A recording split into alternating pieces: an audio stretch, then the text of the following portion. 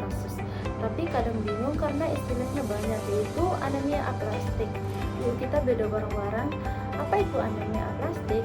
Jadi simpelnya begini, anemia aplastik itu terjadi ketika sumsum tulang kita gagal memproduksi sel darah dengan cukup.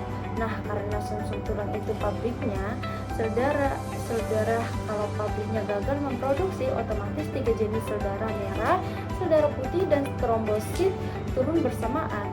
Nah, kondisi turun bertiga ini punya nama khusus, yaitu pansitopenia. Jadi kalau kalian dengar kata pansitopenia, ingat aja itu artinya ketiganya kompak turun. Selanjutnya ada 3 jenis sel darah yang terdampak. Sekarang kita breakdown satu-satu. Apa efeknya kalau masing-masing sel ini turun? Yang pertama itu eritrosit, yaitu sel darah merah. Tugasnya bawa oksigen ke seluruh tubuh. Kalau dia rendah, gejalanya apa? Yaitu pucat, gampang lelah, lemas, pusing, sampai sesak napas kalau lagi beraktivitas. Yang kedua itu leukosit, yaitu sel darah putih. Ini pasukan pertahanan tubuh kita buat melawan infeksi. Kalau dia turun, tubuh jadi gampang kena infeksi, bisa demam, sakit tenggorokan, dan yang bahayanya infeksi bisa berulang dan susah sembuh.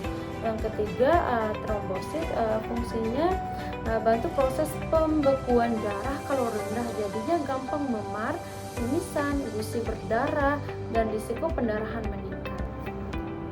Selanjutnya ada pencegahan, yaitu pakai konsep primer, sekunder, dan tersier. Di sini ada 3 pilar. Yang pertama itu pencegahan primer.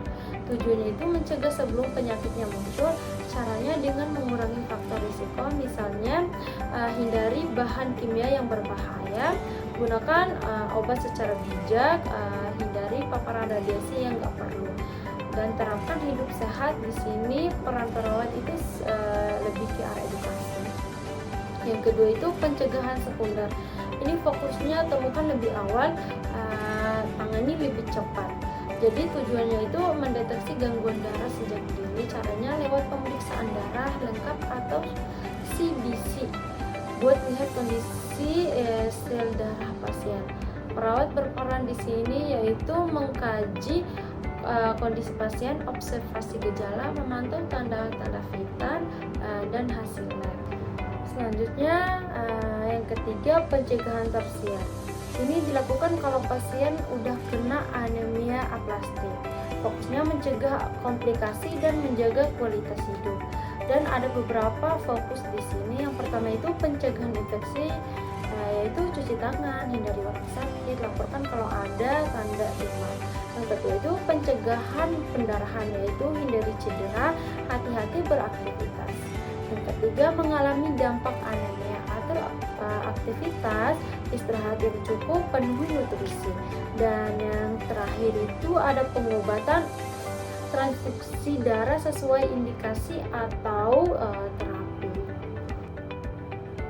Mungkin sampai sini saja penjelasan dari saya tentang anemia aplastik. Kalau ada kurang dan lebihnya mohon maaf. Terima kasih. Wassalamualaikum warahmatullahi wabarakatuh.